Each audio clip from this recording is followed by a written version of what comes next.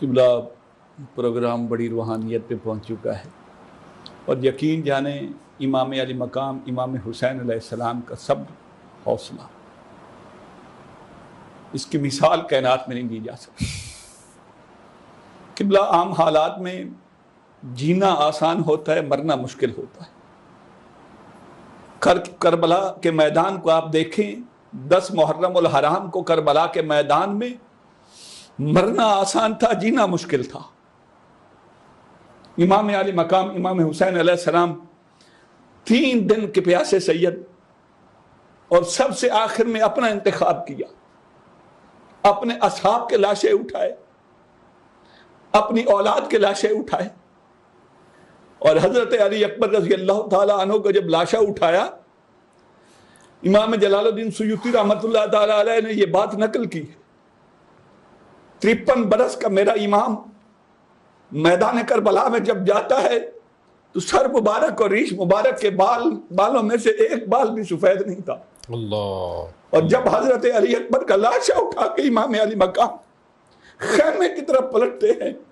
تو میرے امام کے سر مبارک اور ریش مبارک کا ایک بال بھی سیاہ نہیں بچا تھا۔ اللہ اکبر۔ اس ہولناک، اس اندوہناک میدان میں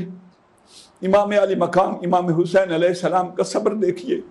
اور یہ جو حدیث پاک ہے نا کہ میرے امام امام حسین علیہ السلام سینے سے لے کر پاؤں تک شبیہ مصطفیٰ ہے،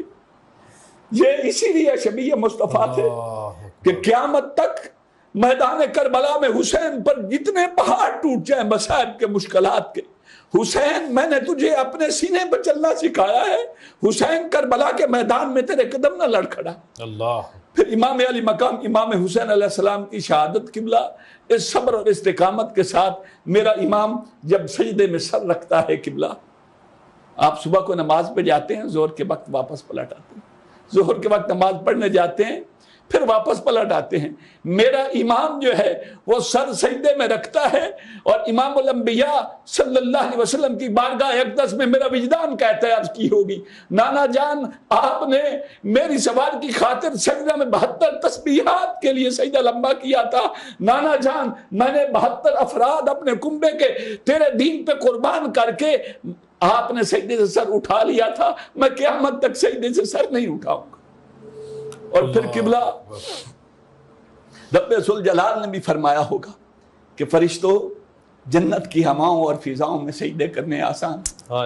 تم نے کہا تھا تجعل فیہا من یفسد فیہا، جس انسان کو مالک تو تخلیق کرنے لگا ہے یہ اس روئے زمین پر فساد کرے گا، خون ریزی کرے گا۔ تم اس بات سے واقف نہیں تھے کہ اس عالم بشریت میں ایک حسین بھی آئے گا، اور حسین کا سجدہ دیکھو، جو اپنا خون دے کے کائنات کو بچا لے گا۔ فرشتوں دیکھو، نہ تمہارے بال بچے، نہ تمہاری بیویاں، نہ تمہارے اہل و عیال، نہ تمہیں کسی چیز کی فکر، تم ان ساری چیزوں سے پاک ہو۔ میرا حسین دیکھو نا،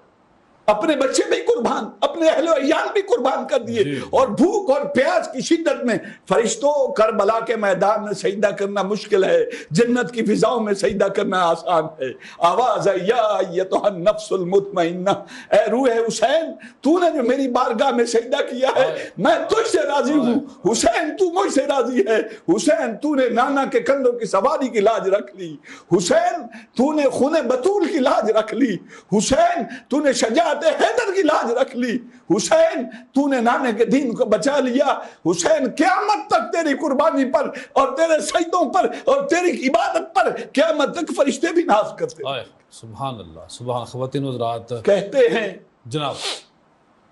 کہتے ہیں کہ جب تک نہ جلیں دیپ شہیدوں کے لہو سے، اللہ، جب تک نہ جلیں دیپ شہیدوں کے لہو سے، کہتے ہیں کہ جنت میں چراغاں نہیں ہوتا۔ اللہ۔